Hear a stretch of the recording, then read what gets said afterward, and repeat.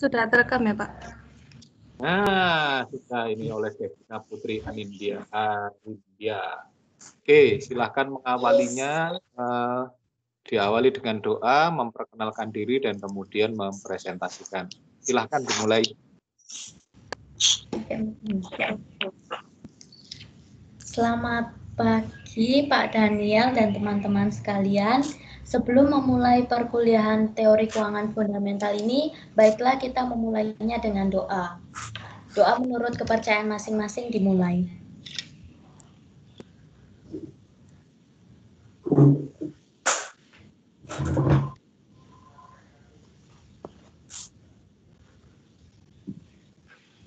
Doa selesai.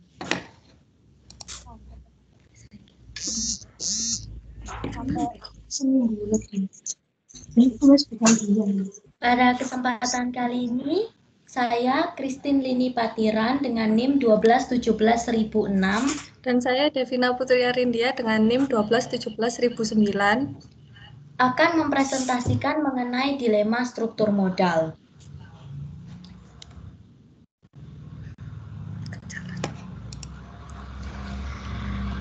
Perusahaan dalam menjalankan kegiatan operasionalnya membutuhkan modal. Modal adalah segala sesuatu yang dimiliki dan dikuasai oleh perusahaan. Modal yang dimiliki oleh perusahaan dapat berupa uang maupun barang. Modal memiliki keterkaitan dengan struktur modal. Struktur modal sendiri adalah komposisi sumber modal perusahaan baik dari luar perusahaan maupun modal sendiri untuk mendukung kegiatan operasionalnya dan membiayai aset perusahaan. Pendanaan yang efisien akan terjadi bila perusahaan mempunyai struktur modal yang optimal. Struktur modal optimal adalah struktur modal yang dapat meminimalkan biaya modal perusahaan sehingga memaksimalkan nilai perusahaan. Ada beberapa teori mengenai struktur modal, yaitu yang pertama ada teori yang dikemukakan oleh Modigliani dan Miller, lalu packing teori oleh Myers 1984, lalu ada trade-off teori oleh Myers 2001, ada juga agensi teori oleh Jensen and Macklin 1976, asymmetric information theory, dan signaling teori oleh Ross 1977. Selanjutnya, makalah ini akan membahas lebih lanjut mengenai komponen struktur modal, faktor-faktor yang mempengaruhi struktur modal, dan struktur modal yang optimal. Lebih lanjutnya, makalah ini akan membahas apakah PT Adikarya Persero Tbk dan PT Waskita Persero Waskita Karya sudah memiliki struktur modal yang optimal. Yang pertama ada teori struktur modal. Seperti yang dijelaskan, yaitu teori ada dibagi menjadi dua, yaitu teori tanpa pajak yang dikemukakan oleh Modigliani dan Miller 1958, yaitu teori tanpa pajak yang menyatakan bahwa struktur modal tidak relevan atau tidak berpengaruh terhadap nilai perusahaan. Ada beberapa asumsi yang diajukan oleh teori mereka, yaitu tidak terdapat agensi cost, tidak ada pajak, berutang dengan tingkat suku bunga sama dengan perusahaan, investor mempunyai informasi yang sama dengan manajemen, tidak ada biaya kebangkrutan, lalu EBIT tidak dipengaruhi oleh penggunaan dari utang, dan para investor adalah risk takers. Lalu karena teori tanpa pajak ini dianggap tidak realistis, kemudian Modigliani dan Miller 1963 mengemukakan teori dengan pajak yang memasukkan faktor pajak ke dalam teorinya. Pajak dibayarkan kepada pemerintah yang berarti merupakan aliran kas keluar. Utang bisa digunakan untuk menghemat pajak karena bunga bisa dipakai sebagai pengurang pajak. Lalu yang kedua ada pecking order teori menurut Myers 1984 yang menyatakan bahwa perusahaan akan lebih mengutamakan sumber dana internalnya ketimbang sumber dana eksternal. Urutan pendanaannya mulai dari yang bersumber dari laba ditahan, lalu kemudian utang, lalu selanjutnya penerbitan ekuitas baru. Lalu selanjutnya ada trade-off teori yang dikemukakan oleh Myers 2001 yang menyatakan bahwa perusahaan yang berutang sampai pada tingkat utang tertentu, di mana penghematan pajak dari tambahan utang sama dengan biaya kesulitan keuangan.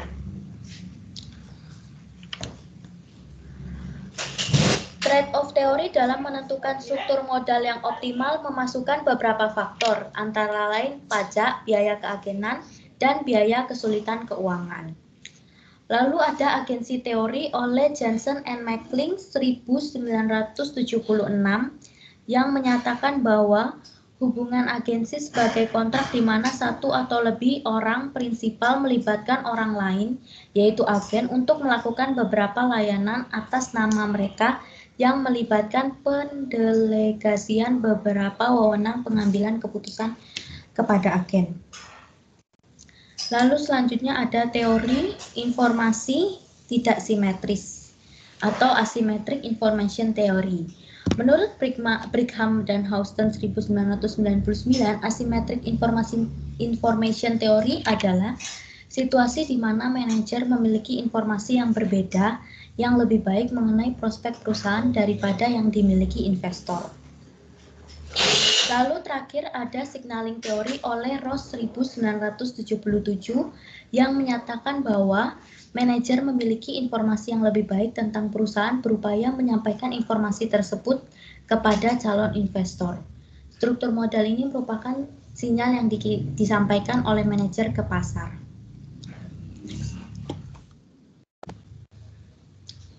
Selanjutnya ada struktur modal. Struktur modal sendiri adalah komposisi sumber modal perusahaan yang terdiri dari utang jangka panjang dan modal sendiri yang digunakan untuk mendukung kegiatan operasional perusahaan. Lalu selanjutnya ada komponen struktur modal. Komponen struktur modal ini dibagi menjadi dua, yaitu modal sendiri dan hutang jangka panjang. Modal sendiri adalah modal yang berasal dari pemilik perusahaan yang tertanam dalam perusahaan untuk waktu yang tidak tertentu lamanya. Modal sendiri terdiri dari modal saham, laba ditahan, dan cadangan. Modal saham adalah tanda bukti pengambilan bagian atau peserta dalam suatu PT. Modal saham itu terdiri dari saham biasa dan saham preferen. Lalu laba ditahan adalah sisa laba dari keuntungan yang dibayarkan sebagai dividen. Lalu cadangan adalah keuntungan yang diperoleh oleh perusahaan selama beberapa waktu atau dari tahun berjalan yang disisihkan sebagai cadangan. Lalu yang kedua, komponen modal yaitu hutang jangka panjang. Hutang jangka panjang ini adalah utang yang umumnya jangka waktunya lebih dari 10 tahun. Sudah. Nggak boleh nyentuh lagi. Utang jangka panjang ini dibagi menjadi dua, yaitu pinjaman obligasi dan pinjaman hipotek. Pinjaman obligasi sendiri adalah pinjaman uang untuk jangka waktu yang panjang, di mana debitur mengeluarkan surat pengakuan utang yang mempunyai nominal tertentu. Sedangkan pinjaman hipotek adalah pinjaman jangka panjang di mana pemberi uang diberi hak hipotek terhadap suatu barang tidak bergerak agar bila pihak debitur tidak memenuhi kewajibannya, barang tersebut dapat dijual dan digunakan untuk menutupi hutangnya. Selanjutnya adalah faktor-faktor yang mempengaruhi struktur modal. Yang pertama ada stabilitas penjualan. Perusahaan yang penjualannya relatif stabil dapat dengan aman mengambil lebih banyak utang dan menanggung beban tetap yang lebih tinggi daripada perusahaan yang penjualannya tidak stabil. Yang selanjutnya ada struktur aktiva. Perusahaan yang mempunyai jenis aktiva sesuai untuk jaminan kredit akan cenderung menggunakan banyak utang karena kemudahan yang dimiliki. Lalu ada leverage operasi. Perusahaan dengan leverage operasi yang lebih kecil lebih mampu untuk memperbesar leverage keuangan karena interaksi leverage operasi dan keuanganlah yang mempengaruhi penurunan penjualan terhadap laba operasi dan arus kas bersih secara keseluruhan. Yang selanjutnya, tingkat pertumbuhan. Perusahaan yang memiliki tingkat pertumbuhan yang pesat cenderung lebih banyak menggunakan utang atau mengandalkan modal eksternal daripada perusahaan yang pertumbuhannya lebih lambat. Lalu ada profitabilitas. Perusahaan dengan tingkat pengembalian yang tinggi atas investasi menggunakan utang yang lebih kecil. Dengan tingkat pengembalian yang tinggi memungkinkan perusahaan untuk membiayai sebagian besar pendanaan dengan dana internal. Selanjutnya ada pajak. Bunga utang adalah beban yang dapat dikurangkan untuk tujuan perpajakan dan pengurangan tersebut sangat bernilai bagi perusahaan pada tarif yang tinggi. Karena itu, makin tinggi tarif pajak, makin besar keuntungan dari penggunaan utang. Selanjutnya ada pengendalian. Pengaruh akibat penerbitan surat-surat utang versus saham terhadap posisi pengendalian manajemen bisa mempengaruhi struktur modal. Lalu ada sikap manajemen. Sikap manajemen yang lebih konservatif daripada manajemen lainnya akan menggunakan jumlah utang yang lebih kecil daripada rata-rata industri. Lalu ada sikap pemberi pinjaman dan perusahaan penilai kredibilitas. Tanpa melihat analisis para manajer atas faktor-faktor leverage yang tepat bagi perusahaan mereka sendiri, perilaku pemberi pinjaman dan perusahaan penilai kredibilitas seringkali mempengaruhi keputusan struktur keuangan. Lalu selanjutnya kondisi pasar. Kondisi pasar saham dan obligasi yang mengalami perubahan baik jangka panjang maupun jangka pendek dapat memberikan arti yang penting pada struktur modal perusahaan yang optimal. Lalu ada kondisi internal perusahaan. Kondisi internal perusahaan juga dapat memiliki pengaruh pada sasaran struktur modal. Dan yang terakhir ada fleksibilitas keuangan. Tujuan menjaga fleksibilitas keuangan yang dilihat dari sudut pandang operasional artinya adalah menjaga kapasitas pinjaman cadangan yang memadai. Selanjutnya ada analisis leverage. Leverage adalah penggunaan aset dan sumber dana oleh perusahaan yang memiliki biaya tetap dengan maksud agar meningkatkan keuntungan potensial pemegang saham. Analisis leverage ini dibagi menjadi 3, yaitu operating leverage, financial leverage, dan combined leverage. Operating leverage ini mempunyai pengaruh ke resiko bisnis yang dihitung dengan analisis dan analisis degree of operating leverage. Lalu financial leverage ini mempunyai pengaruh ke risiko keuangan yang diukur dengan degree of financial leverage. Lalu combined leverage memiliki pengaruh ke risiko total dengan mengukurnya dengan degree of combined leverage. Selanjutnya akan dibahas mengenai operating leverage. Operating leverage ini dapat diukur analisis break even, yaitu dengan rumus biaya tetap dibagi dengan harga dikurangi dengan biaya variabel. Lalu analisis degree of operating leverage, yaitu dengan rumus perubahan EBIT, persentase perubahan EBIT dibagi dengan persentase perubahan penjualan. Degree of operating leverage ini menunjukkan suatu sensitivitas laba operasi perusahaan sebelum bunga dan pajak atau EBIT terhadap perubahan volume penjualan. Rasio ini dinyatakan dengan kali. Operating leverage ini merupakan faktor yang mempengaruhi tingkat risiko bisnis. Semakin besar operating leverage, maka semakin besar variasi keuntungan akibat perubahan dan akan berdampak semakin besar pula pada risiko perusahaan. Risiko bisnis sendiri adalah risiko yang melekat dalam operasi perusahaan jika tidak menggunakan utang. Selanjutnya ada financial leverage. Financial leverage adalah sejauh mana sekuritas pendapatan tetap, dalam hal ini utang dan saham preferen, digunakan dalam struktur modal perusahaan. Alat analisisnya adalah analisis degree of financial leverage atau DCL, yang dihitung dengan rumus persentase perubahan EPS dibagi dengan persentase perubahan EBIT. DFL ini menunjukkan tingkat sensitivitas EBIT terhadap EPS. Makin besar DFL-nya, maka makin besar risiko finansial perusahaan tersebut. Dan perusahaan yang mempunyai DFL yang tinggi adalah perusahaan yang mempunyai utang dalam proporsi yang lebih besar. DFL yang besar menunjukkan bahwa perubahan tingkat EBIT akan menghasilkan perubahan yang besar pada laba bersih atau pendapatan per lembar saham. Beban tetap bunga ini pada kenyataannya dapat berupa beban seluruh utang atau obligasi yang ada dan biaya dividen untuk saham preferen yang mempunyai beban pembayaran tetap setelah perhitungan sebelum pajak. Semakin besar utang yang digunakan, semakin besar DFL-nya sehingga semakin besar risiko finansial perusahaannya. Risiko finansial sendiri adalah peningkatan risiko pemegang saham melebihi dan di atas risiko bisnis dasar perusahaan yang dihasilkan dari penggunaan leverage keuangan. Risiko keuangan ini dapat dihitung dengan pengurangan risiko perusahaan yang menggunakan utang dengan risiko perusahaan yang tidak menggunakan utang.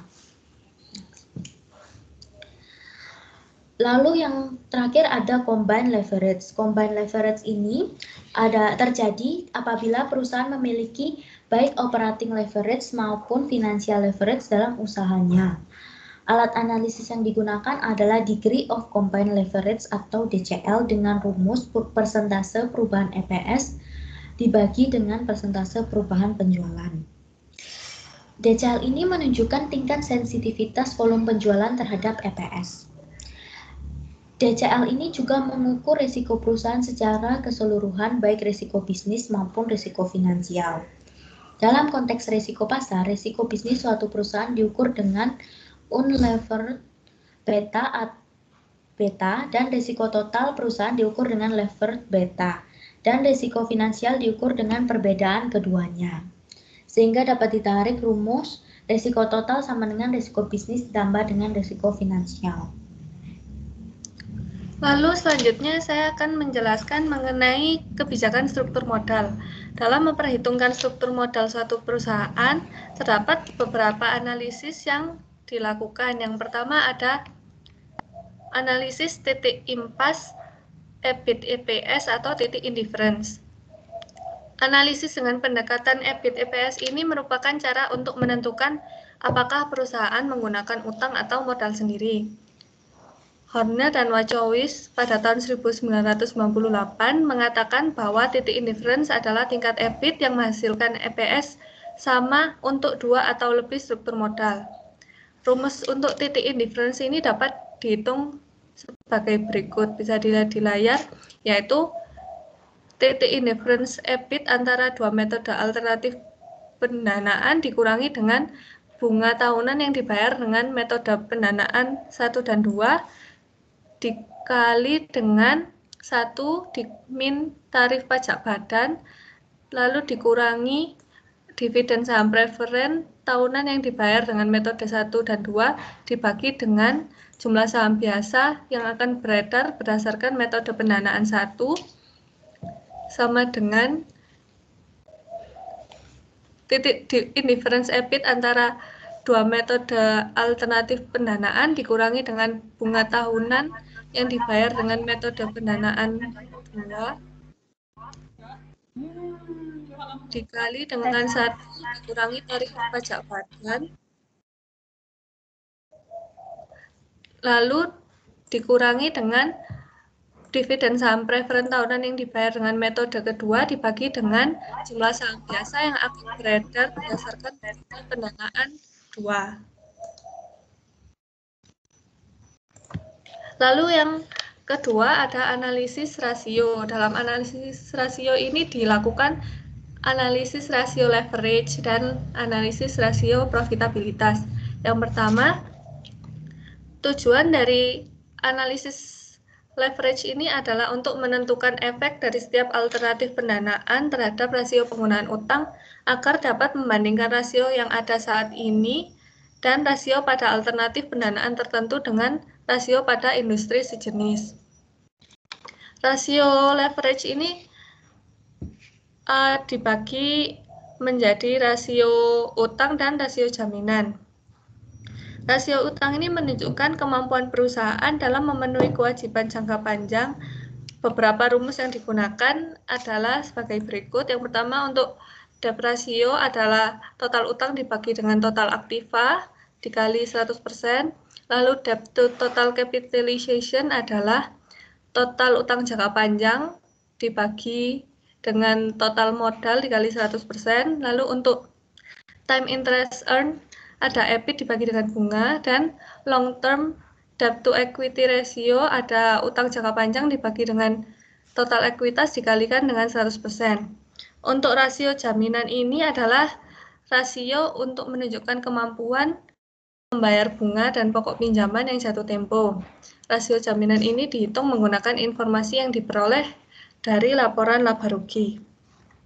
Selanjutnya adalah rasio profitabilitas yang dilakukan dengan melihat laporan keuangan ataupun dilakukan dengan menggunakan analisis rasio keuangan. Pertumbuhan profitabilitas perusahaan adalah salah satu indikator yang penting bagi investor untuk menilai perusahaan di masa yang akan datang. Rasio profitabilitas yang digunakan, yang pertama ada return on equity atau ROE dengan rumus laba bersih setelah pajak dibagi dengan total ekuitas. Lalu selanjutnya ada return on asset dengan rumus laba bersih setelah pajak dibagi dengan total aset. Dan yang terakhir ada earning per share dengan rumus laba bersih setelah bunga dan pajak dibagi dengan jumlah saham beredar. Lalu yang selanjutnya ada analisis arus kas perusahaan. Rasio arus kas perusahaan ini dibagi menjadi beberapa rasio. Yang pertama ada rasio arus kas operasi terhadap kewajiban lancar, yaitu rasio yang menunjukkan kemampuan arus kas operasi perusahaan dalam melunasi kewajiban lancarnya. Rumusnya adalah arus kas operasi dibagi dengan kewajiban lancar. Lalu yang selanjutnya rasio arus kas terhadap bunga, yaitu rasio yang menunjukkan kemampuan perusahaan dalam membayar bunga pinjaman kepada kreditor yang dananya bersumber dari arus kas operasi perusahaan. Rumusnya adalah arus kas operasi ditambah dengan kas yang dibayarkan untuk bunga dan pajak dibagi dengan kas yang dibayarkan untuk bunga. Lalu yang ketiga ada rasio arus kas terhadap pengeluaran modal, yaitu rasio yang digunakan untuk mengukur arus kas operasi yang tersedia untuk pengeluaran investasi. Rumusnya adalah arus kas operasi dibagi dengan kas yang dibayarkan untuk pengeluaran modal. Lalu yang keempat ada rasio arus kas terhadap total utang, yaitu rasio yang menunjukkan kemampuan arus kas operasi perusahaan dalam melunasi seluruh kewajibannya, baik kewajiban lancar maupun kewajiban jangka panjang. Rumusnya adalah arus kas operasi dibagikan dengan total utang. Lalu yang kelima ada rasio arus kas terhadap laba bersih. Ini adalah rasio yang menunjukkan seberapa jauh penyampaian dan asumsi akuntansi akrual memengaruhi perhitungan laba bersih. Rasio ini dihitung menggunakan rumus arus kas operasi dibagikan dengan laba bersih.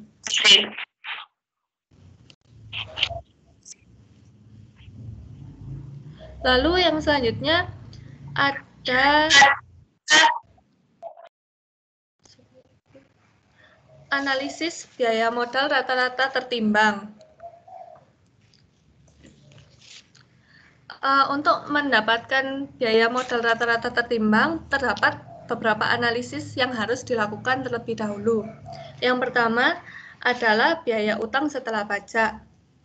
Ini digunakan untuk menghitung biaya utang untuk menghitung biaya modal rata-rata tertimbang. Biaya utang setelah pajak dapat dihitung dengan menggunakan rumus tingkat suku bunga dari utang perusahaan dikali dengan komponen biaya utang setelah pajak atau 1 min T. T ini adalah tarif pajak marginal. Untuk mencari tingkat suku bunga dari utang perusahaan digunakan rumus beban bunga dibagi dengan utang jangka panjang.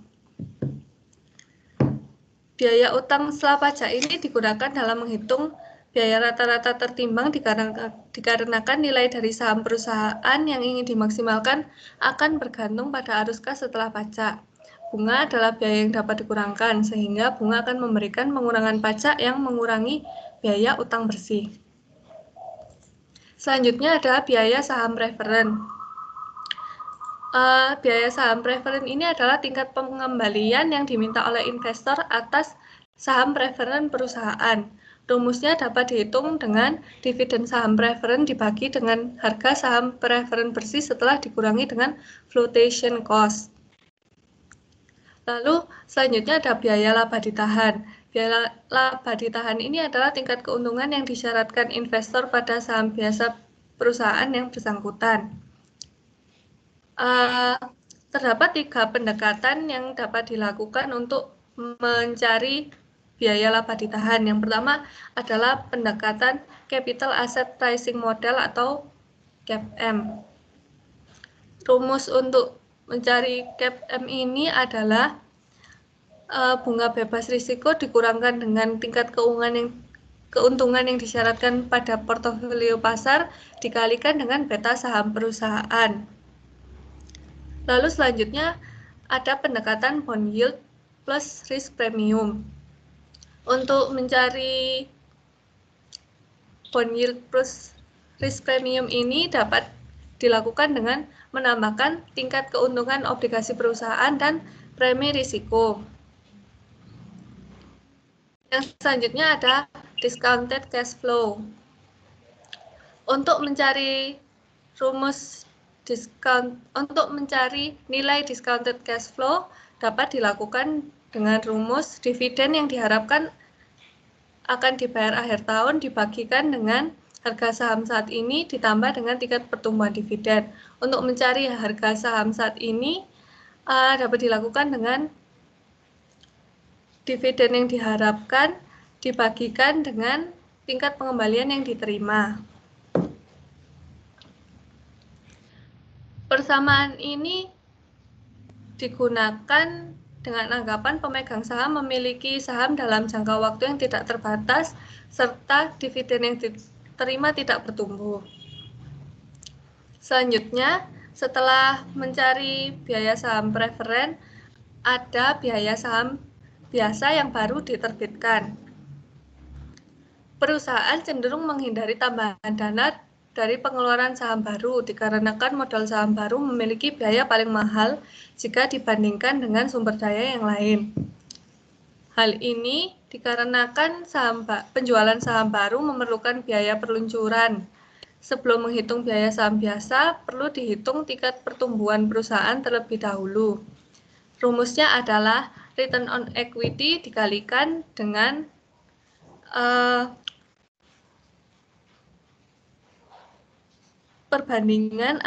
tingkat perbandingan antara dividen per share dibagikan dengan earning per share.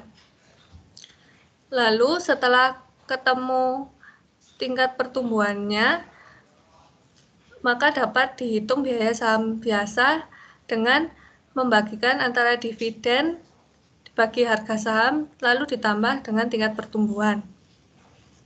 Selanjutnya kita bisa menghitung biaya rata-rata tertimbang atau weighted average cost of capital. Rumus untuk menghitung adalah dengan mengkalikan persentase utang dari modal dengan biaya utang setelah pajak ditambah dengan persentase saham preferen dari modal yang dikalikan dengan biaya saham preferen dan persentase saham biasa atau laba ditahan dari modal dikalikan dengan biaya saham biasa baru atau biaya laba ditahan. Setelah menghitung WACC perusahaan, maka dapat dilakukan dengan analisis nilai perusahaan. Manajemen keuangan diperlukan untuk memaksimumkan kemakmuran pemegang saham atau memaksimumkan nilai perusahaan. Mengelola struktur perusahaan dengan menciptakan kombinasi struktur modal yang optimal merupakan salah satu cara yang dapat dilakukan untuk memaksimalkan harga saham. Harga saham yang maksimal ini tercerminkan oleh nilai perusahaan yang dapat dihitung dengan rumus EBIT dikali 1 min tarif atau tingkat pajak dibagikan dengan WACC. Lalu yang terakhir ada analisis subjektif. Yang pertama ada long run viability atau kelangsungan hidup jangka panjang yang dapat berada di dalam posisi bahaya akibat penggunaan utang. Lalu yang kedua adalah konservatisme manajemen yang akan memengaruhi manajer dalam penggunaan tingkat utang yang lebih sedikit.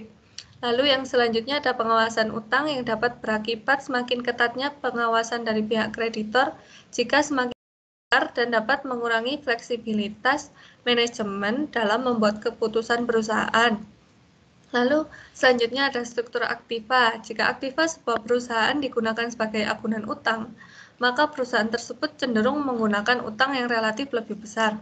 Selanjutnya ada risiko bisnis yang dapat dilihat dari tinggi rendahnya stabilitas harga dan unit penjualan, stabilitas biaya, dan tinggi rendahnya operating leverage. Perusahaan dengan risiko bisnis yang tinggi cenderung kurang dapat menggunakan utang yang besar dikarenakan kreditor akan meminta biaya utang yang lebih tinggi. Lalu ada tingkat pertumbuhan. Semakin tinggi maka akan membutuhkan modal yang semakin besar.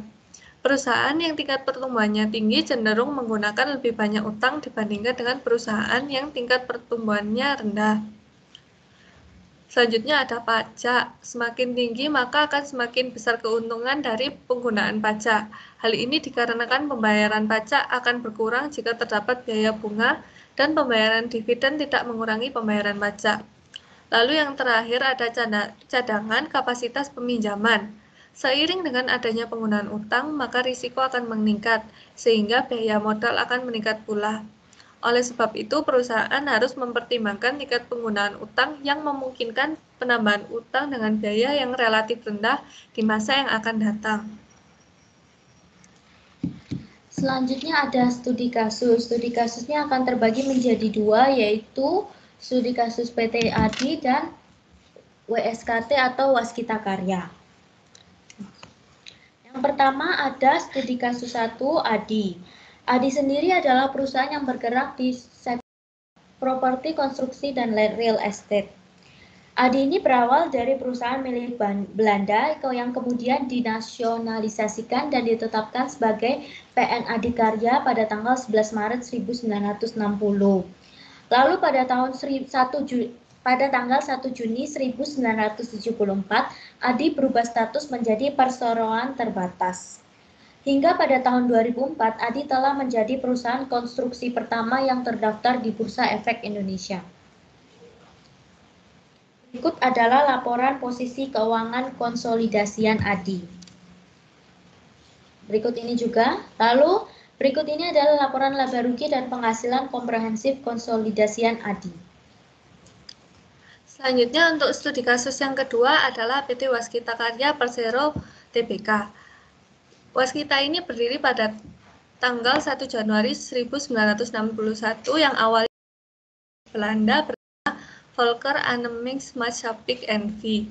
Perusahaan ini diambil alih oleh negara berdasarkan keputusan pemerintah nomor 62 tahun 1961. Pada awalnya perusahaan ini hanya mengerjakan proyek terkait air.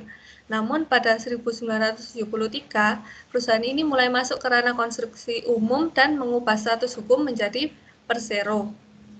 Lalu pada tahun 1995, Waskita memperoleh sertifikat ISO 9002-1994 dan sertifikat ISO 9001-2008 pada tahun 2009.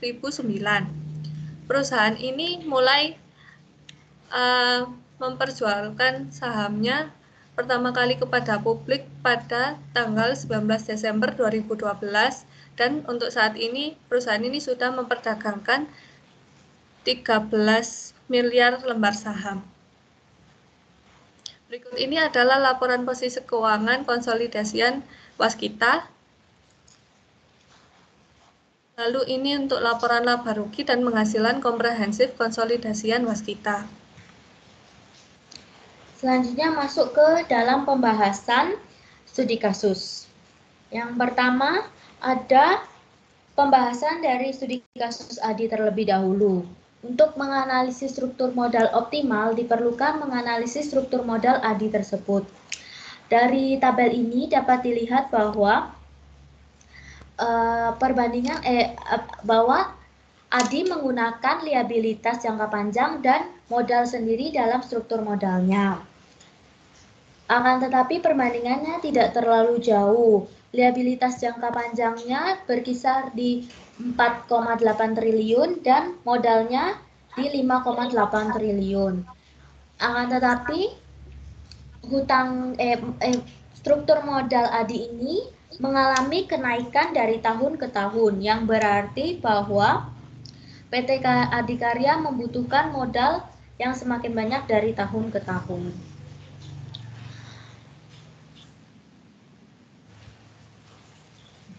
Nah, yang kedua ada analisis leverage Adi. Rasio leverage ini adalah rasio untuk mengukur tingkat kesehatan perusahaan yang dilihat dari utang yang dimiliki oleh perusahaan. Pada perhitungan ini menggunakan 4 rumus, yaitu debt ratio, long debt to equity ratio, debt to total capitalization, dan time interest earned.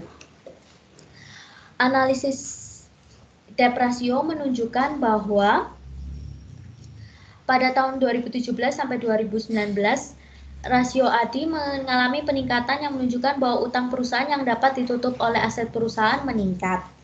Lalu yang kedua, long debt to equity ratio juga, long debt to equity ratio mengalami penurunan dari tahun 2017 ke 2019.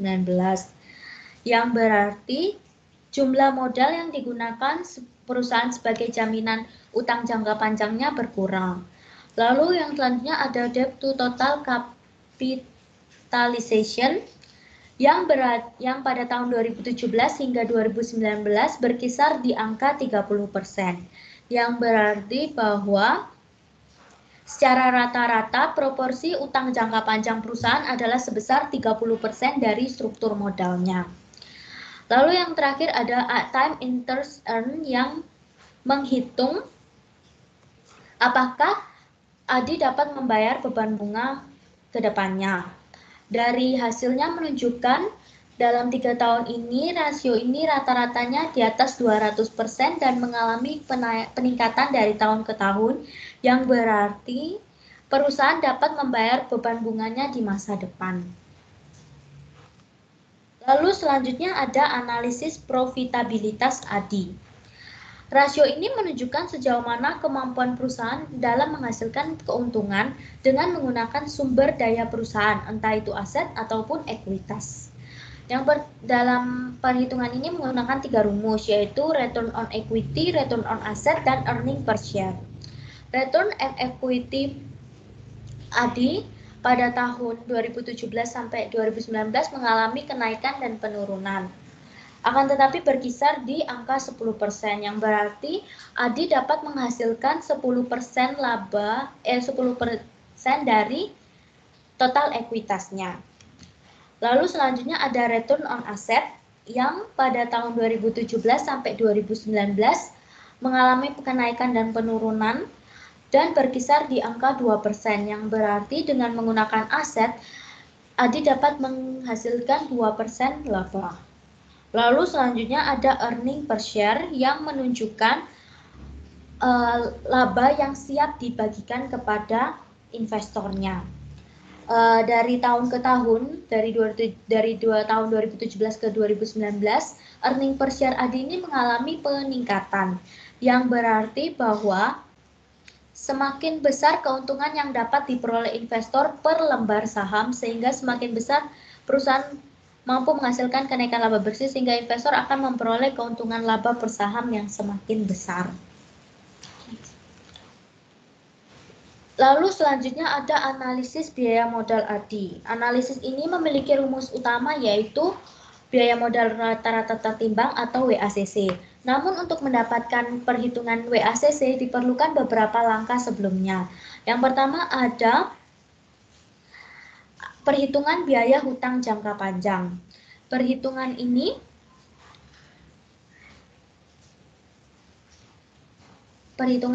menunjukkan bahwa biaya hutang jangka panjang Adi berkisar di angka 10%. Lalu yang kedua ada perhitungan biaya saham biasa yang berkisar juga di 10%. Sebenarnya ada satu rumus juga yang diperlukan dalam perhitungan WACC, yaitu perhitungan saham biaya preferen. Namun, dalam laporan keuangan ADI ini tidak menunjukkan adanya saham preferen, sehingga biaya saham preferennya dianggap 0. Lalu yang selanjutnya ada perhitungan biaya modal rata-rata tertimbang yang menunjukkan pada tahun 2017 WACC ADI sebesar 11,76%, lalu pada tahun 2018 sebesar 13,19%, dan pada tahun 2019 adalah sebesar 12,19%. WACC terendah ADI adalah pada tahun 2017. Lalu selanjutnya dapat dianalisis nilai perusahaan ADI.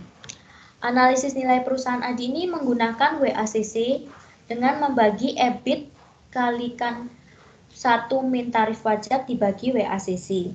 Hasilnya menunjukkan pada tahun 2017 nilai perusahaannya sebesar 628 miliar, lalu pada tahun 2018 sebesar 946 miliar, dan pada tahun 2019 naik ke 1,1 triliun. Nilai perusahaan ADI yang terbesar adalah pada tahun 2019. Lalu yang selanjutnya adalah analisis struktur modal dari Waskita. Dapat dilihat bahwa porsi utang jangka panjang PT Waskita ini lebih besar dibandingkan porsi ekuitasnya baik di tahun 2017, 2018 maupun 2019. Hal ini berarti perusahaan dalam membiayai usahanya lebih banyak menggunakan utang jangka panjang dibandingkan dengan menggunakan ekuitas. Perbandingan antara utang jangka panjang dan ekuitas cukup bervariasi dari tahun ke tahun. Pada tahun 2017 bisa dilihat perbandingannya tidak terlalu jauh, 22,8 triliun dengan 22,7 triliun. Lalu pada 2018 perbandingannya mulai terlihat signifikan, yaitu 38,7 triliun dengan 18 triliun, dan pada 2019 perbandingannya cukup signifikan, jumlah ekuitasnya hampir mencapai 50% dari jumlah utang jangka panjang, yaitu 48,4 triliun dengan 29,1 triliun. Meskipun begitu, baik utang jangka panjang maupun ekuitas, keduanya sama-sama mengalami peningkatan dari tahun 2017 sampai dengan 2019. Lalu selanjutnya ada analisis leverage Waskita yang digunakan untuk mengetahui kesehatan keuangan perusahaan yang dicerminkan dari utang. Yang pertama, debt ratio yang dilakukan membandingkan total utang dari total aset perusahaan. Debt ratio Waskita ini terus mengalami penurunan dari tahun 2017 hingga tahun 2019. Pada tahun 2017 mencapai 76,76%, lalu menurun menjadi 76,78% dan menurun lebih jauh lagi menjadi 76,25%. Hal ini menunjukkan terdapat penurunan utang dari perusahaan. Lalu yang selanjutnya long term debt to equity ratio yang menghitung perbandingan antara utang jangka panjang dengan ekuitas. Rasio ini berkaitan dengan struktur modal perusahaan.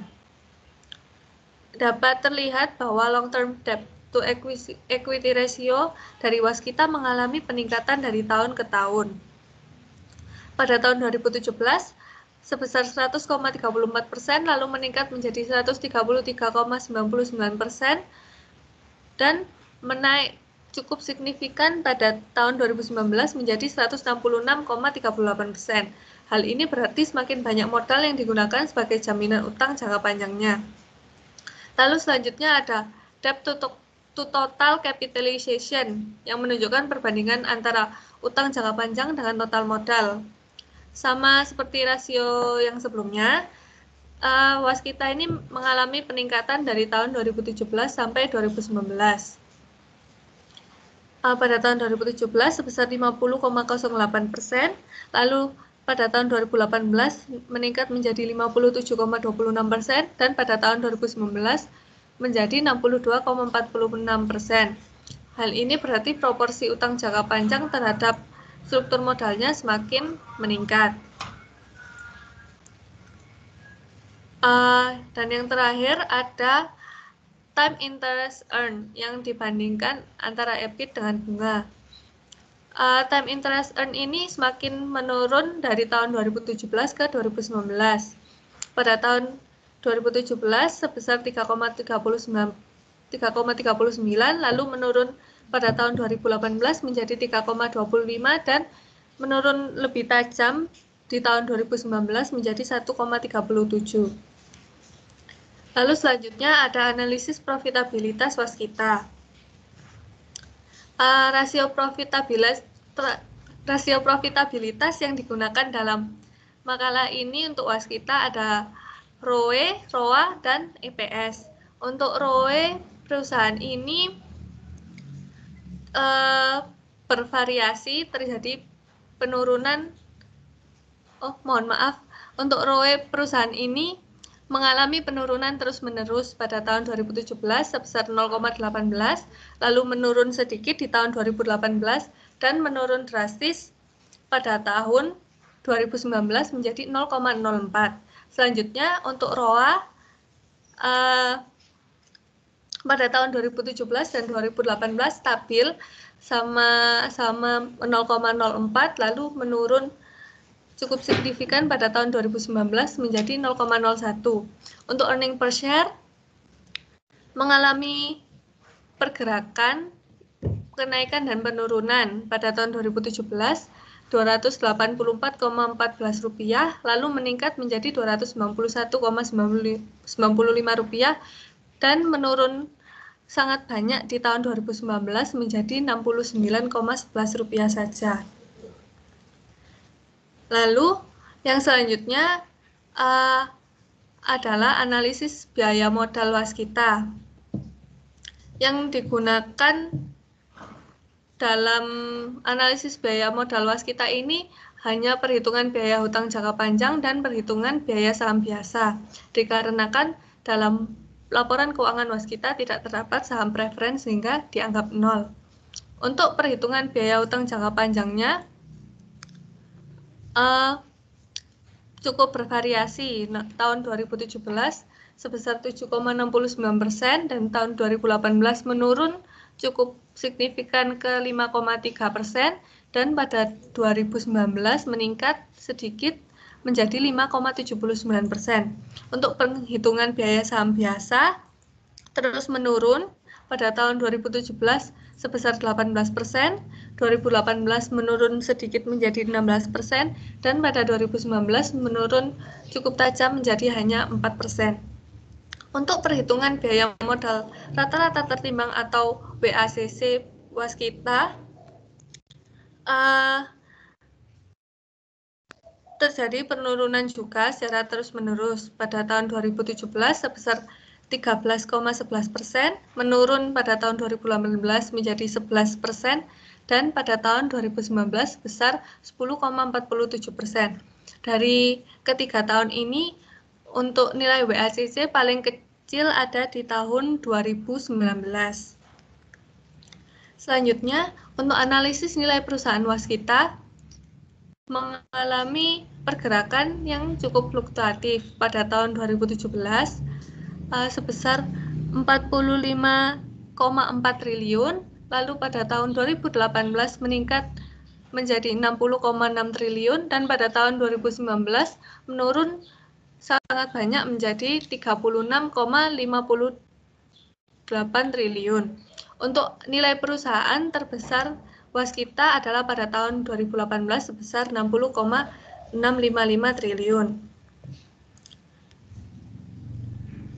Sejatinya PT Adikarya ini belum memiliki struktur modal yang optimal karena dalam kurun waktu 2017 sampai 2019 tidak ada nilai perusahaan maksimum dengan nilai WACC minimum. Akan tetapi struktur modal PT Adikarya Tbk yang paling mendekati optimal adalah pada tahun 2019 karena menunjukkan nilai perusahaan yang paling tinggi yaitu 1,1 triliun dengan WACC tidak terlalu tinggi yaitu 12,19%. Sama halnya dengan PT Adikarya tadi, waskita juga belum memiliki struktur modal yang optimal dalam kurun waktu 2017 sampai dengan 2019. Hal ini dikarenakan sama rentang waktu tersebut tidak ada tahun dengan nilai perusahaan yang maksimum dan BACC yang minimum. Meskipun begitu, dari hasil analisis yang telah dilakukan, dapat diketahui bahwa struktur modal yang paling mendekati optimal adalah tahun 2018. Hal ini dikarenakan pada tahun 2018 menunjukkan nilai perusahaan paling tinggi yaitu 60,6 triliun dengan WACC yang perbedaannya tidak terlalu signifikan dengan nilai WACC terkecil yaitu sebesar 11%. Kesimpulan dari pembahasan yang telah dipaparkan adalah yang pertama, PT Adikarya belum memiliki struktur modal yang optimal antara tahun 2017 hingga tahun 2019. Namun, struktur modal yang paling mendekati optimal ada pada tahun 2019 dengan nilai perusahaan sebesar 1,1 triliun dan WACC sebesar 12,19%. Meskipun belum memiliki struktur modal yang optimal, namun struktur modal PT Adikarya memiliki peningkatan dari tahun ke tahun yang tercermin dari hasil analisis struktur modal. Selain itu, PT Adikarya juga memiliki proporsi utang atas modal yang cukup stabil dari tahun 2017 hingga tahun 2019, yaitu sebesar 30%, dan memiliki kemampuan yang baik dalam membayarkan bunganya di masa depan. Keuntungan yang diperoleh investor per lembar sahamnya pun juga masih meningkat dari tahun 2017 hingga tahun 2019. Yang kedua, PT Waskita Karya Persero Tbk belum memiliki struktur modal yang optimal antara tahun 2017 hingga tahun 2019. Namun, struktur modal yang paling mendekati optimal ada pada tahun 2018 dengan nilai perusahaan sebesar 60,6 triliun dan WACC sebesar 11%. Porsi utang jangka panjang PT Waskita ini juga terus mengalami peningkatan dibandingkan dengan ekuitasnya. Pada tahun 2019 terjadi penurunan kinerja keuangan yang cukup signifikan dibandingkan dengan tahun-tahun sebelumnya. Selain itu, keuntungan yang diperoleh investor per lembar sahamnya juga mengalami penurunan yang drastis pada tahun 2019 meski sebelumnya di tahun 2018 sempat mengalami peningkatan. Lalu untuk saran dari penulis untuk pengkajian makalah selanjutnya adalah menambah referensi mengenai dilema struktur modal sehingga lebih mendalam lagi dalam pembahasannya. Sekian presentasi dari kelompok kami, lalu akan dilanjutkan dengan sesi tanya-jawab, 3 sesi, masing-masing sesi untuk 3 penanya bisa dilakukan dengan fitur raise hand yang ada. Silakan.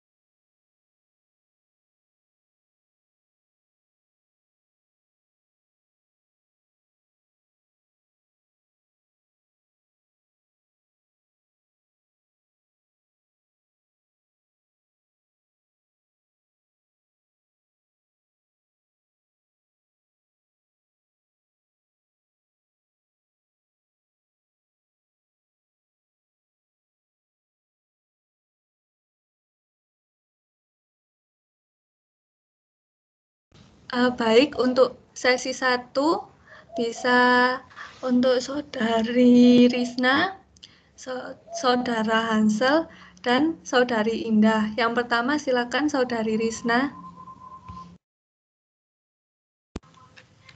Baik, terima kasih atas kesempatan yang diberikan. Saya NIM 2 akan bertanya, tadi kan ada 6 teori yang telah dijabarkan dari kelompok. Nah, teori mana yang paling menggambarkan mengenai struktur modal? Terima kasih. Baik, terima kasih atas pertanyaannya, akan kami tampung. Lalu selanjutnya, Saudara Hansel dipersilakan untuk bertanya.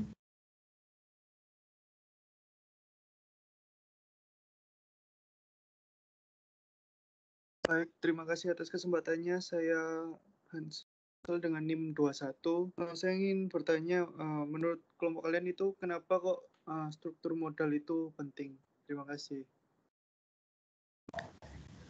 Baik, terima kasih Saudara Hansel untuk pertanyaannya. Selanjutnya, Saudari Indah dipersilakan untuk bertanya. Terima kasih atas kesempatannya. Saya dengan NIM 1217-116. Saya mau bertanya, apakah struktur modal perusahaan bisa berubah? Jika iya, bagaimana bisa? Terima kasih. Terima kasih Saudari Indah.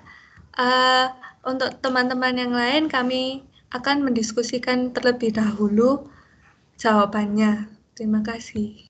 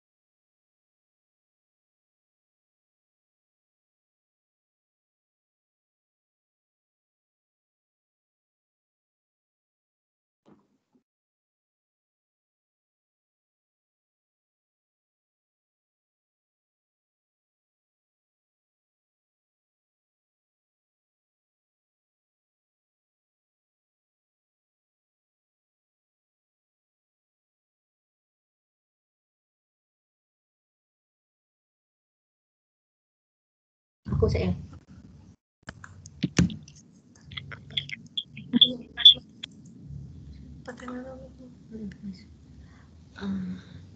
Baik, saya akan menjawab pertanyaan dari Saudari Risna. Dari 6 teori yang telah dijabarkan, menurut kelompok kami, teori yang paling menggambarkan mengenai struktur modal adalah teori pecking order dan trade-off teori.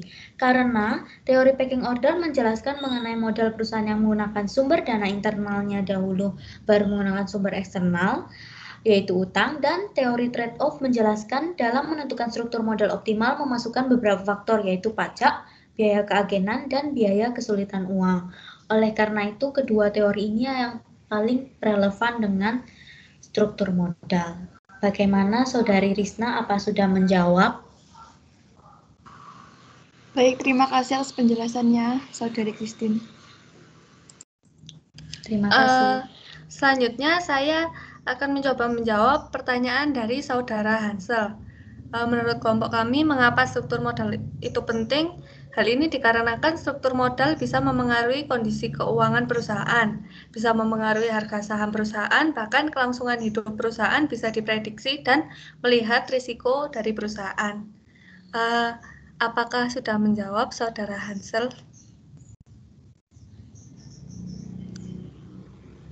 Sudah, terima kasih. Ya, sama-sama. Sama Indah ya? Iya Indah. Selanjutnya saya akan menjawab pertanyaan dari Indah. Struktur modal perusahaan ya bisa berubah karena jika ada dana baru yang masuk ke dalam perusahaan, entah tambahan modal atau tambahan dana dari utang, maka otomatis struktur modal akan berubah. Bagaimana Saudari Indah, apa sudah menjawab? Sudah menjawab. Sudah, Saudari Christine. Terima kasih. Selanjutnya dibuka sesi 2 untuk 3 penanya. Untuk yang pertama, Saudari Bella, lalu selanjutnya Saudari Resa, dan yang terakhir Saudari Fania. Untuk Saudari Bella, dipersilakan pertanyaannya. Baik, selamat pagi semuanya. Terima kasih atas kesempatannya. Saya Bella Cynthia dengan NIM 1217-100-04. Di sini saya mau bertanya, tadi kan disebutkan dalam keterangan rumus biaya saham preferen terdapat istilah flotation cost. Apakah bisa kelompok Anda menjelaskan apa itu flotation cost? Terima kasih. Baik, terima kasih Saudari Bella atas pertanyaannya. Selanjutnya untuk Saudari Resa dipersilakan. Baik, terima kasih untuk waktu dan kesempatan yang telah diberikan kepada saya. Nama saya Resa Antiani dengan NIM 1217127. Yang ingin saya tanyakan adalah tadi pada studi kasus, kelompok orang telah menjelaskan dan yang menjadi contoh adalah ADI dan WSKT, di mana kedua perusahaan tersebut adalah perusahaan properti. Nah, apakah kedua perusahaan tersebut dapat mencerminkan bahwa perusahaan properti belum mempunyai struktur modal yang optimal? Itu saja pertanyaan saya. Terima kasih. Baik, terima kasih Saudari Resa untuk pertanyaannya. Selanjutnya Saudari Fania dipersilakan untuk bertanya.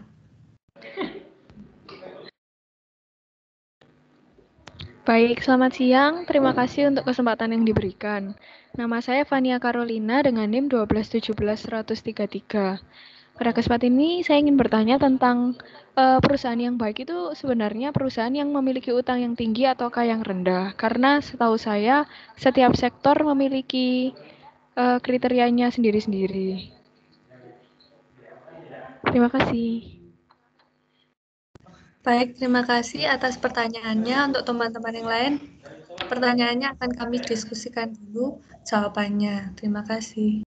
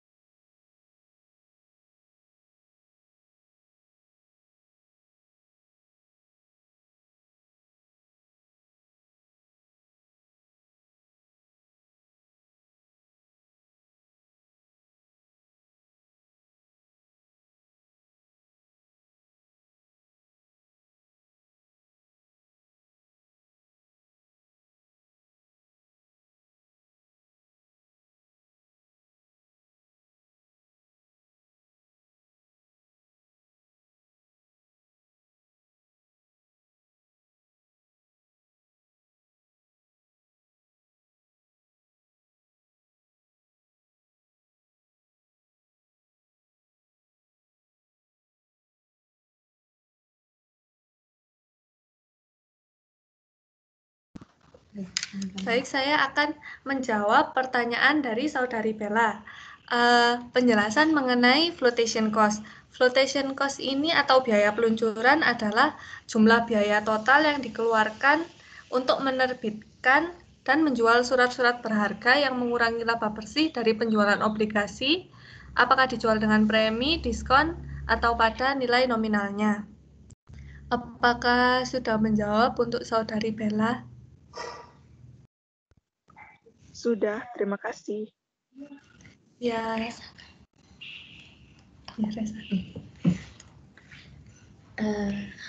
Baik, saya akan menjawab pertanyaan dari Saudari Reza. Menurut kelompok, perhitungan struktur modal adil dan WSKT tidak dapat menggambarkan seluruh perusahaan properti dalam keadaan struktur modal yang tidak optimal, karena setiap perusahaan pasti mempunyai kebijakan sendiri-sendiri mengenai struktur modalnya, entah lebih banyak menggunakan modal sendiri atau lebih banyak menggunakan utang jangka panjang ataupun seimbang. Perbedaan struktur modal yang dipakai perusahaan akan menghasilkan perhitungan struktur modal yang berbeda juga. Bagaimana Saudari Reza, apa sudah menjawab? Ya, sudah sangat menjawab. Terima kasih kelompok. Terima kasih. Selanjutnya saya akan menjawab pertanyaan dari Saudari Fania. Perusahaan yang baik itu memiliki utang yang tinggi atau rendah? Sebenarnya tidak keduanya, karena untuk rasio utang yang terlalu tinggi bahkan sangat tinggi memiliki risiko gagal bayar yang tinggi pula dan berpengaruh terhadap risiko bangkrut. Sedangkan utang yang terlalu rendah membuat investor ataupun calon investor bisa beranggapan bahwa perusahaan seperti takut atau tidak memiliki kemampuan dalam membayar kewajibannya jika mengambil utang. Jadi perusahaan dianggap berkinerja tidak baik dan tidak menghasilkan laba yang diharapkan yang bisa digunakan untuk membayar utang. Untuk itu, manajemen perusahaan berusaha semaksimal mungkin untuk mencari struktur modal yang optimal dan persentase utang dan modal yang pas. Apakah bisa menjawab Saudari Fania? Baik, terima kasih sudah menjawab Saudari Devina. Ya, sama-sama. Untuk sesi selanjutnya dipersilakan untuk Saudara Regen dan Saudari Kathleen. Yang pertama untuk Saudara Regen, silakan pertanyaannya.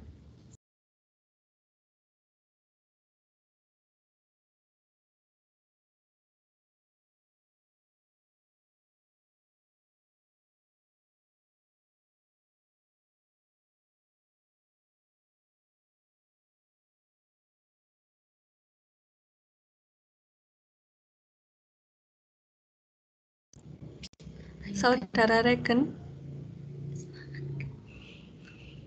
apakah ada gangguan jaringan? Kalau begitu, langsung ke Saudari Kathleen terlebih dahulu. Silakan untuk Saudari Kathleen, dipersilakan untuk bertanya. Baik, terima kasih atas kesempatan yang telah diberikan. Pada kesempatan kali ini saya ingin bertanya, apa yang harus dilakukan perusahaan supaya mohon maaf sebelumnya, nama saya Kathleen dengan NIM 12171118. Yang ingin saya tanyakan adalah, apa yang harus dilakukan perusahaan supaya struktur modalnya menuju arah yang optimal? Terima kasih. Baik, terima kasih atas pertanyaannya. Saudara Regen, dipersilakan. Ya baik, mohon maaf tadi sinyal saya. Nama saya Adriana Regan Santo dengan NIM 12171001. Yang ingin saya tanyakan adalah pada struktur modal adil tadi disebutkan bahwa struktur modalnya bertambah setiap tahunnya. Lalu mengapa perusahaan masih membutuhkan dana tambahan lagi baik dari modal maupun utang? Terima kasih. Baik, terima kasih Saudara Regen atas pertanyaannya. Akan kami diskusikan terlebih dahulu untuk jawaban yang lain juga.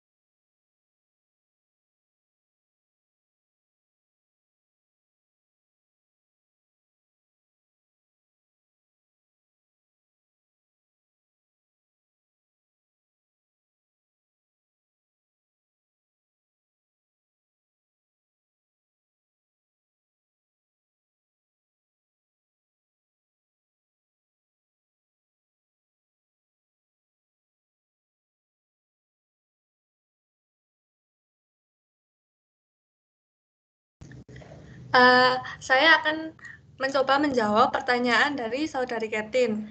Yang harus dilakukan perusahaan agar struktur modalnya menuju ke arah optimal. Supaya struktur modal perusahaan optimal, harus terdapat titik temu yang pas antara porsi utang jangka panjang dengan ekuitas. Hal ini tercermin dengan memiliki nilai perusahaan yang tinggi. Agar nilai perusahaan tetap tinggi, perusahaan perlu memperhatikan aktivitas perusahaan yang dilakukan yang sekiranya menghasilkan tingkat pengembalian yang lebih besar daripada cost of capital atau biaya modalnya. Selain itu, perusahaan perlu memperhatikan nilai biaya modal rata-rata tertimbang atau WACC agar tetap rendah. Salah satu caranya adalah dengan meningkatkan daya jual saham sehingga tingkat hasil minimum investor menurun dan biaya modal berkurang. Apakah sudah menjawab untuk Saudari Kathleen? Baik, terima kasih jawabannya. Ya, sama-sama. Selanjutnya saya akan menjawab pertanyaan dari Saudara Regen. Mengapa perusahaan membutuhkan dana tambahan baik dari modal ataupun utang? Karena perusahaan memerlukan dana tambahan tersebut untuk membiayai operasional perusahaan, perluasan usaha, akuisisi perusahaan, ataupun jenis investasi lainnya. Oleh karena itu, ADI ataupun perusahaan lainnya menambah dana tambahan entah dari sisi utang ataupun modalnya sendiri. Bagaimana Saudara Regen, apa sudah menjawab?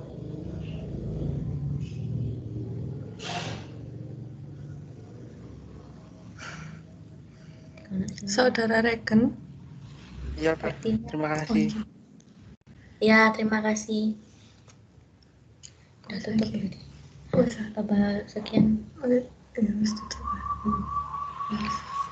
Sekian presentasi kelompok kami dan tanya jawabnya. Waktu dan tempat kami kembalikan ke Pak Daniel. Terima kasih. Ya, terima kasih penyaji yang sudah pemateri ya, yang sudah mengantarkan kita diskusi tentang dilema struktur modal optimal.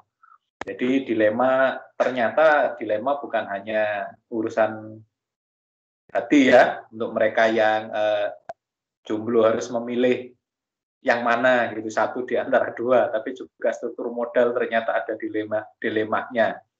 Satu punya kelebihan murah, tapi ternyata kendalinya ketat, yang namanya saham ya. Yang lain enak sih, nggak terlalu ngatur, tapi mahal di ongkos, mahal di biaya. Ada yang harus ditanggung, cost of capital yang harus ditanggung karena memanfaatkan yang namanya utang. Nah, tapi kemudian seperti utang ternyata bisa dihitung dengan leverage. Kalau secara operasional dia bagus, secara keuangan dia bagus, nggak ada masalah karena kemudian pasti perusahaan itu mampu membayar, mampu menutupi biaya-biaya yang harus dikeluarkan karena akibat memanfaatkan utang. Kalau saham murah sih, tapi di terakhir saat rapat umum pemegang saham itu seperti diadili gitu, karena harus kemudian berapa besarnya yang dibagikan pemegang saham sangat memengaruhi posisi keputusan pemegang saham terhadap katakanlah si manajemen ya, si pengelola perusahaan. Kalau dibagi kecil dikatakan tadi sudah seperti diceritakan oleh Christine.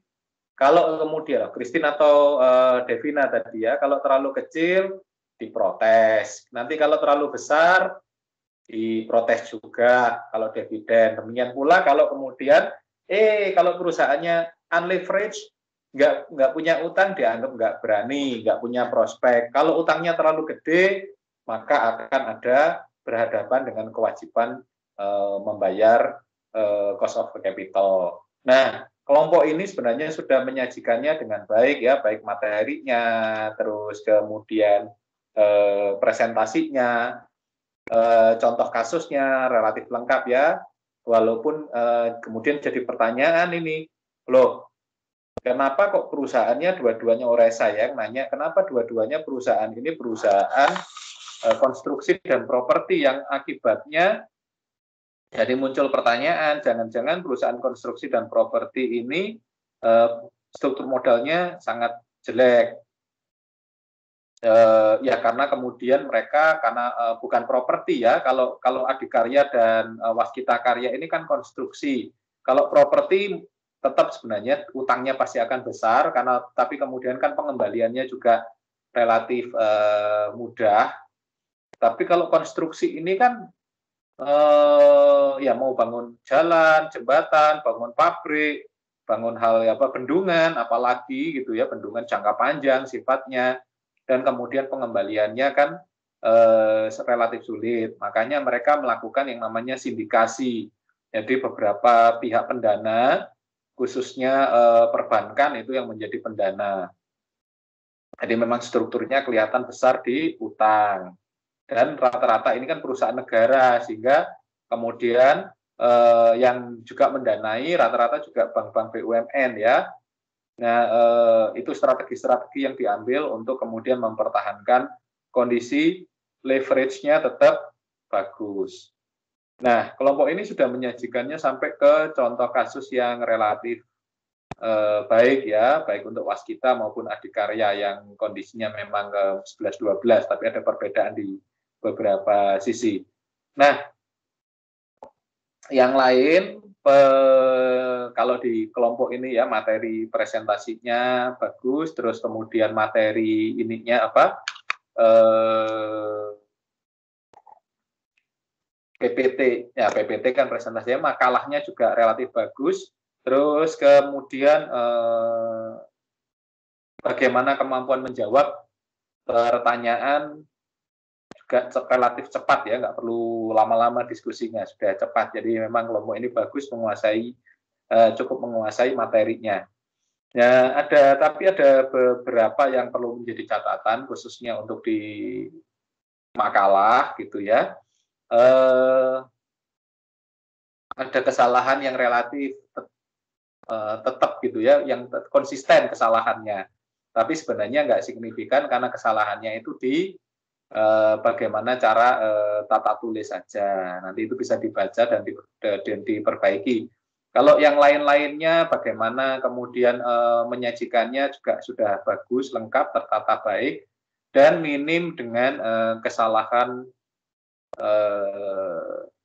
ini ya, minim typo.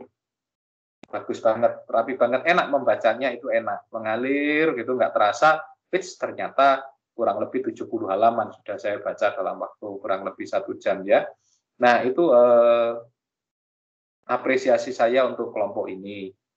Tapi ada beberapa yang memang selain perbaikan, ada yang beberapa yang dikurangi. Jadi rasanya ada yang ganjal karena di belakang itu setelah bahas leverage, terus kemudian bagaimana kemudian keputusan perusahaan itu kan sepertinya seakan-akan mendukung bahwa kalau memang yang paling bagus itu ya pakai utang, karena utang itu menjadikan kita lebih enak dalam pembagian saham. Kalau saham itu flotation cost-nya mahal, biaya penerbitannya saham, tapi kemudian juga ada kendali yang besar, sehingga lebih baik pakai utang. Yang seperti dikatakan tapi utangnya nggak boleh banyak-banyak. Nah, seberapa besar utangnya yang tidak banyak itu yang perlu menjadi catatan bagi kelompok ini yang belum dimasukkan. Sehingga saya tambahkan di bagian terakhir, subbab terakhir dari landasan teori itu adalah batasan penggunaan utang. Nah, batasan penggunaan utang ini juga informasi untuk semuanya. Ada beberapa yang harus diperhatikan. Satu itu adalah perusahaan itu yang namanya cost of capital WACC itu nanti membentuk, kemudian kalau di total selain itu total yang harus itu kan jumlah total yang harus dikeluarkan oleh perusahaan, tapi berapa perusahaan itu mampu membayar, itu nanti ada yang namanya fixed cost coverage. biaya tetap berapa yang harus ditutup jumlahnya. Nah, itu kalau perusahaan fixed cost coverage-nya itu nggak nyampe, nggak mampu, ya salah satunya tentu saja debt to equity ratio ya yang jadi andalan. Kalau ternyata rasio hutang kita, biaya hutang kita itu lumayan relatif besar, ya kan, maka perusahaan relatif tidak disarankan untuk menggunakan utang. Itu coverage. Jadi berapa biaya tetapnya, termasuk apa? Termasuk depresiasi, itu harus dihitung semuanya. Jadi itu dihitung. Kalau dia nggak mampu menutup biaya biaya tetapnya, ya perusahaan jangan sekali-sekali menggunakan utang karena akan berhadapan dengan masalah yang selanjutnya. Jadi ada masalah selanjutnya. Masalah selanjutnya apa? Menghadapi yang namanya financial distress, ketidakmampuan perusahaan untuk menghadapi stres ya, menghadapi stres dalam hal ini adalah menutup jangka kewajiban-kewajiban tetapnya. Nah, itu kaitannya ke situ. Jadi dari fixed cost coverage itu kemudian akan berdampak pada financial distress. Nah, financial distress itu kan ya kalau perusahaan katakanlah lebih besar pasak daripada tiang, maka perusahaan dikatakan merugikan. Nah, terus-menerus dalam jangka panjang perusahaan juga akan berhadapan dengan pailit. Nah, khusus untuk utang karena dia akan jadi bebannya yang berlanjut, sebenarnya ada batasannya. Nah, kita ada Undang-Undang Nomor 37 tahun 2004. Ya, itu undang-undang tentang kepailitan dan penundaan kewajiban pembayaran utang. Nah, itu jadi perhatian, di situ ada batas maksimal berapa sih utang perusahaan. Nah, itu perlu diperhatikan. Jadi kalau kemudian secara undang-undang itu bisa dilihat, kalau ternyata utang perusahaan itu sudah mencapai 75%, maka tidak disarankan, bukan tidak disarankan ya, bahkan itu dalam tanda petik harus masuk PKPU. Jadi kalau ternyata utang itu sudah 75% dari total ekuitas, jadi enaknya ngomong kalau punya total ekuitas itu 100 miliar, maka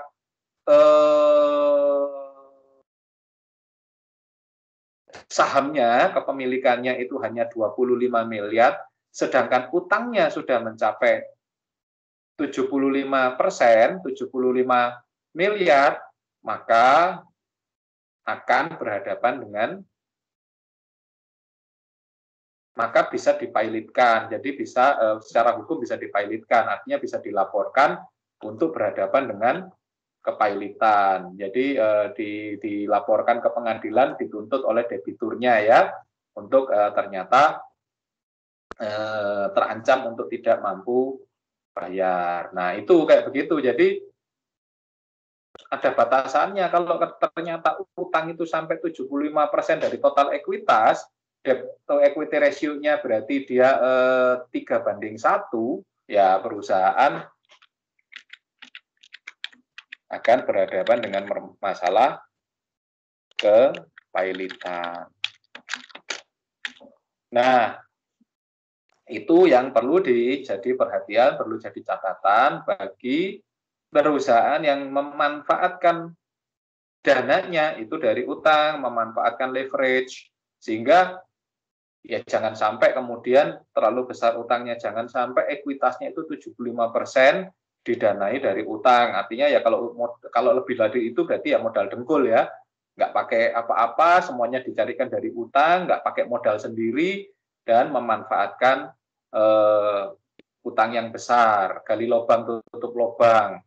Nah, itu perlu jadi perhatian bagi perusahaan yang memanfaatkan utang dari eksternal, khususnya dari kredit. Itu.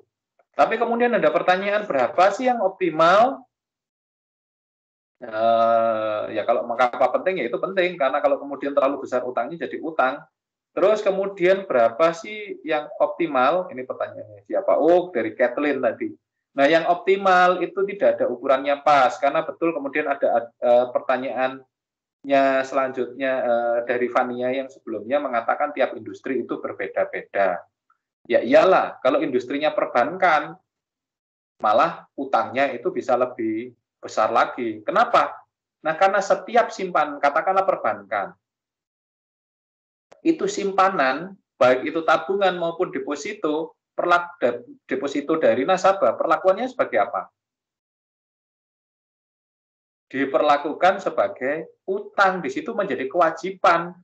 Yang tabungan itu kewajiban jangka pendek, yang deposito, giro, dan sebagainya jadi kewajiban jangka panjang. Demikian pula dengan, katakanlah BBR, dengan tempat saya juga bekerja, koperasi kredit. Itu jadi apa? Yang kemudian simpanan pokok, simpanan wajib itu jadi saham, diperlakukan sebagai saham.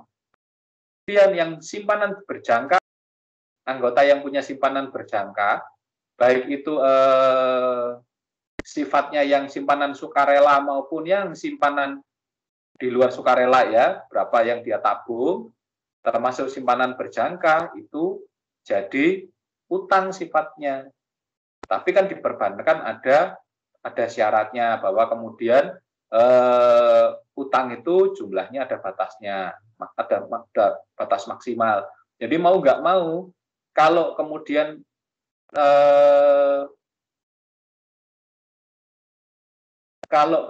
perusahaan bank, perbankan maupun operasi kredit seperti tempat saya, side job saya ya, pekerjaan sampingan saya, itu kemudian kalau ingin cari utang tambah banyak, kalau kemudian orang menabung, ingin nabung, orang itu mencari tabungan, orang itu menyimpan ke kita itu jauh lebih banyak lagi, maka kita harus memperbesar modal kita. Makanya kalau di bank itu, kalau ingin banknya gede, kalau ingin kemudian mengakses lebih banyak utang dari masyarakat, dia harus menambah modal, kecukupan modal.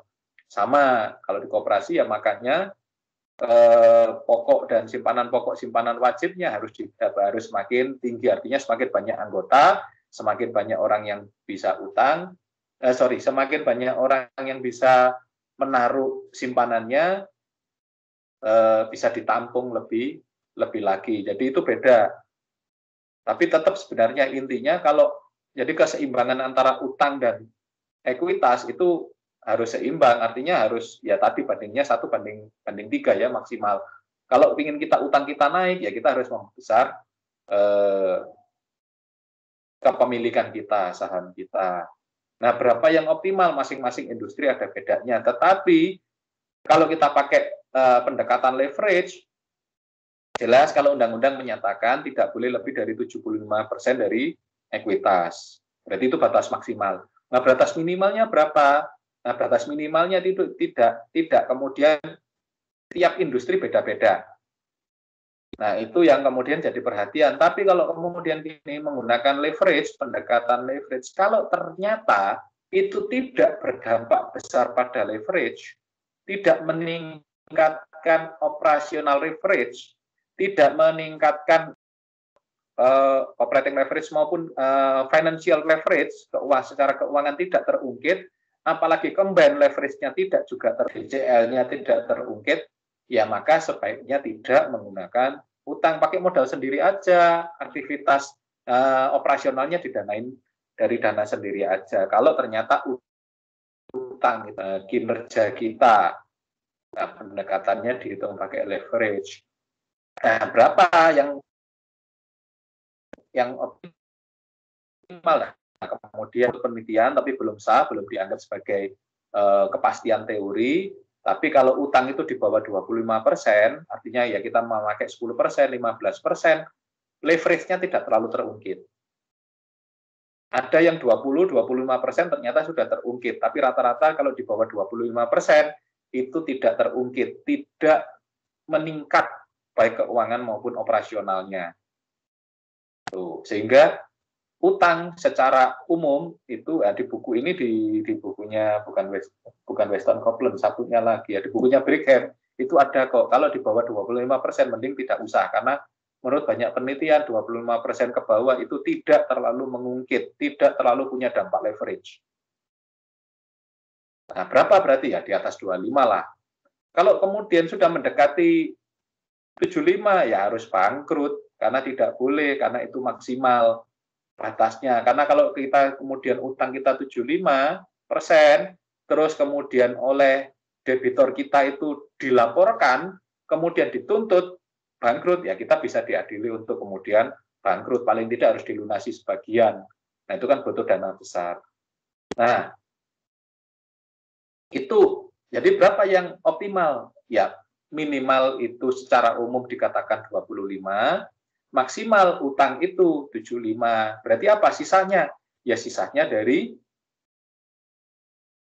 ekuitas sendiri, saham atau kepemilikan.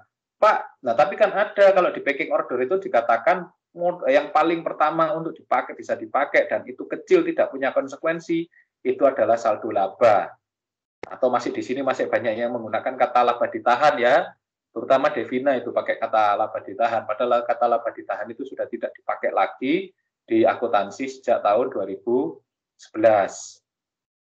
Tapi karena sudah terbiasa, jadi vintage itu jadi apa ya, tetap masih kepake. Padahal kita sudah harusnya pakai kata yang baru, saldo laba. Nah, saldo laba itu jumlahnya tidak banyak, tidak kecil. Kenapa? Itu juga kita butuh pendanaan dari luar, baik dari utang maupun dari saham. Nah, ini juga menjawab pertanyaan dari Regen tadi ya. Kenapa butuh tambahan? Ya karena yang namanya saldo laba itu jumlahnya kecil karena sisa dari operasional tahun kemarin. Nah, sekarang berapa jumlahnya? Kecil banget, sehingga untuk memperbesar usaha butuh asupan dana. Nah, asupan dananya dapatnya dari mana? Bisa dari utang, bisa dari saham.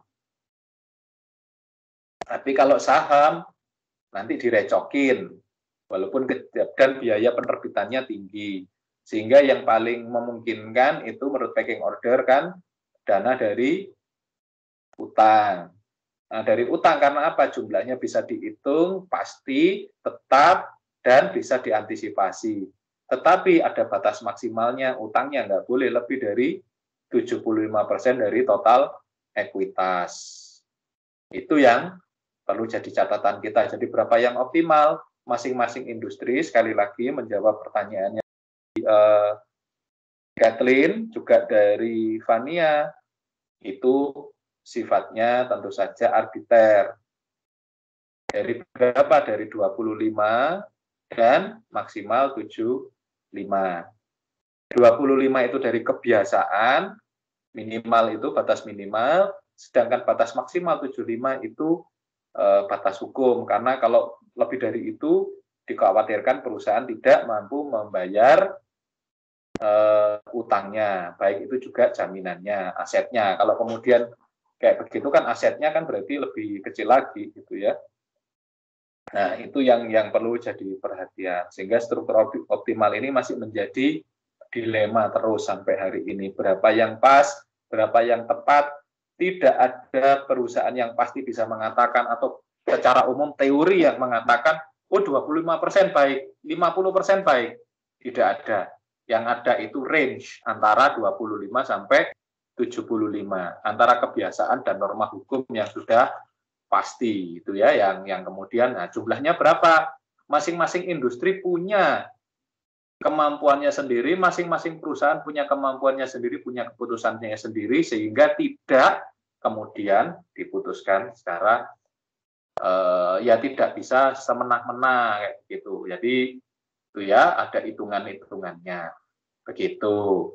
Itu yang bisa saya tambahkan dari apa yang disajikan kelompok ini. Tapi sekali lagi saya apresiasi apa yang disajikan oleh kelompok ini, makalah maupun PPT-nya maupun presentasinya bagus. Apa bagus banget, Pak? Bagus banget? Ya belum. Kalau bagus banget kan sempurna ya. Nah, karena memang ada beberapa yang memang harus masih diperbaiki dan ditambahkan di PPT-nya, di makalahnya, otomatis itu nanti akan merubah PPT-nya karena ada yang saya tambahkan, dan kemudian penyampaiannya juga bagus tertata, walaupun masih kelihatan dipersiapkan dengan bagus ya bacaannya, gitu ya. Tapi it's okay, sudah bagus kelompok ini. Oke, kira-kira begitu. Terus kemudian untuk kelompok ya, tinggal diperbaiki, dan ya semoga kedepannya sampai kemudian nanti setelah ini kan persiapan untuk proposal dan sebagainya juga cukup bagus juga dipersiapkan seperti hari ini, sehingga presentasinya juga bagus dan bisa lulus dengan baik juga, bukan hanya TKF tapi juga di perkuliahan ini ya, karena sudah menjelang akhir ini. Untuk Christine dan Devina, juga untuk kawan-kawan yang lain, persiapkan juga proposalnya dengan baik. Oke, itu ya. Yang belum maju itu masih ada 2 kelompok ya, kelompoknya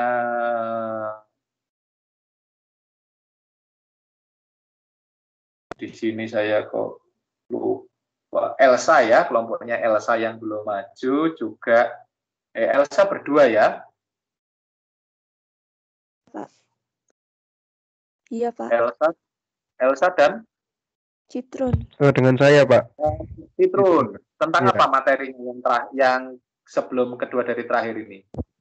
Kontroversi dividen, Pak. Oh, dividen kontroversi. Oke. Ya. Oke. Dan kemudian ada satu lagi, minggu depan kuliahnya itu tanggal 9. Tanggal 9 itu dinyatakan libur nasional karena ada pemilu kada. Ada pemilihan umum kepala daerah langsung. Pemilu kada gitu ya, pemilu kada. Kalau disingkat yang nggak enak itu jadinya pilkadal gitu ya, pemilihan kepala daerah langsung. Oke. Nah, saya tawarkan aja karena masih ada perkuliahan yang selanjutnya tanggal 16. Itu ada si Rizal. Ya, Rizal itu tentang merger wave. Nah, nanti daripada ketunda-tunda, gimana kalau tanggal 9 itu tetap masuk aja. Kan yang pemilu kan pemilu, yang mau milih ya silahkan sih. Tapi kalau saya sih tetap aja kita masuk hari Selasa itu, kita maksudnya kuliah daring kayak begini, itu di hari Selasa, kok Selasa, Rabu depan tanggal 9. Gimana? Ada yang keberatan?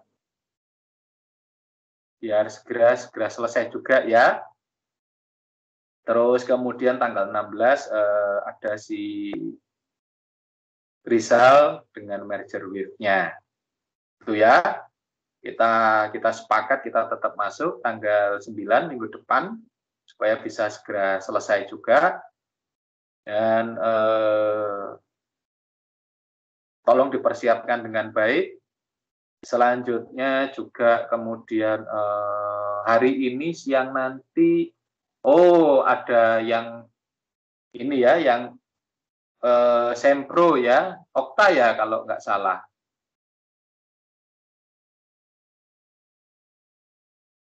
Jadi tolong dihadiri juga dan didukung. Okta yang akan Sempro nanti siang, nanti jam 3, dan juga Magda.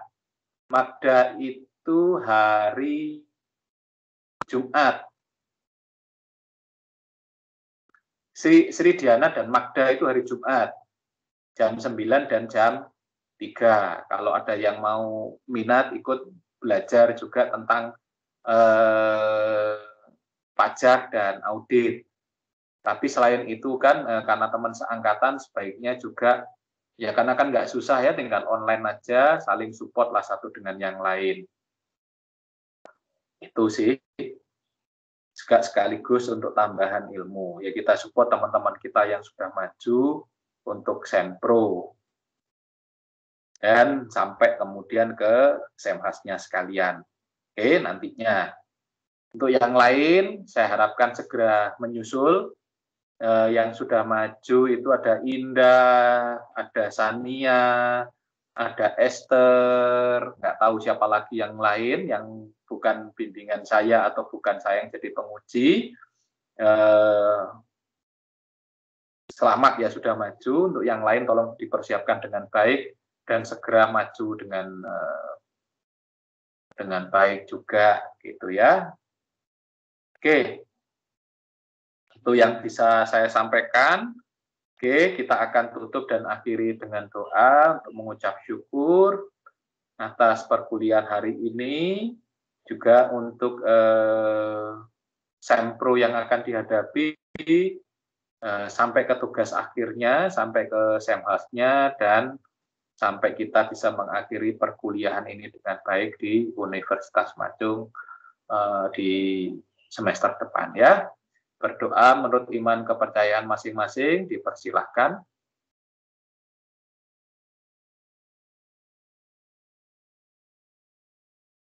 Terima kasih, sampai ketemu lagi di minggu depan ya.